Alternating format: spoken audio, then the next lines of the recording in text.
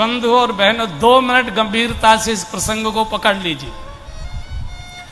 मनुष्य तन से कहाँ बैठा है ये बहुत महत्व की बात नहीं है, मनुष्य का मन कहाँ अटका हुआ है, मन कहाँ डूबा हुआ है, ये महत्व की बात है। जो तन से किया जाता है उसे तन भोगता है, और जो मन का चिंतन होता है वो हमारा अगला जन्म कराता है और अगली योनि प्रदान कराता है। इसलिए जो तन ने कोई अपराध किया, पाप किया, वो तन भोग लेगा, बीमार हो जाएगा, हारी दुखारी हो जाएगा, शरीर के अंग काट दिए जाएंगे, ऐसा हो जाएगा, वैसा हो जाएगा।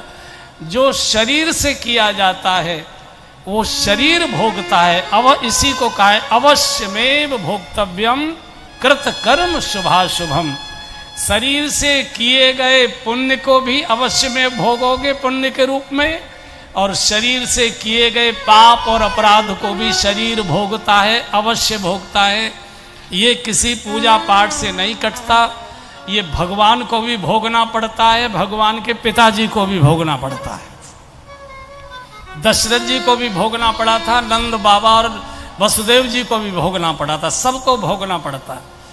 लेकिन जो मन का चिंतन है, मन के चिंतन से भगवत प्राप्ति होती है और अगली योनि मिलती है।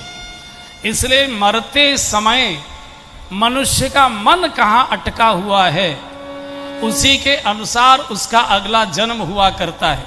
और इसलिए आपको सबको ध्यान आ जाएगा कि जब अपने परिवार में किसी की चला चली की बेला आती है कि अभी दादाजी जाने वाले हैं कि नाना जी जाने वाले हैं, तो अंत समय में उनके पास कीर्तन वाले बिठाए जाते हैं, गीता पाठ बिठाया जाता है, भागवत पाठ बिठाया जाता है, ताकि उनके कानों में भगवान के शब्द जाए, छवि जाए, और भीतर मन में जो नाती पोते याद आ रहे हैं भगवान की छवि याद आए, ताकि अगला जन्म इनका मोक्ष का हो जाए, भगवत दर्शन का हो जाए। अब आप देखिए कि शरीर से तो कई बार व्यक्ति मंदिर में बैठा हुआ दिखाई देता है, शरीर से तो कई बार व्यक्ति पूजा घर में बैठा दिखाई देता है, शरीर से तो कई बार व्यक्ति पाठ करता हुआ दिखाई देता है, लेकिन मन उसका कहीं और उलझा हुआ रहता है, मन उसका कहीं और घूमता रहता है। मूल निर्णय जो शरीर करता है उसे शरीर भोग लेता है, अंत में उसे चिता पर जलना ही पड़ता है, इससे ज़्यादा उसकी और कोई दुर्गति नहीं होती। लेकिन हमारे मन का शुभ और अशुभ चिंतन अगला जन्म कराता है, अगली योनि प्रदान करता है।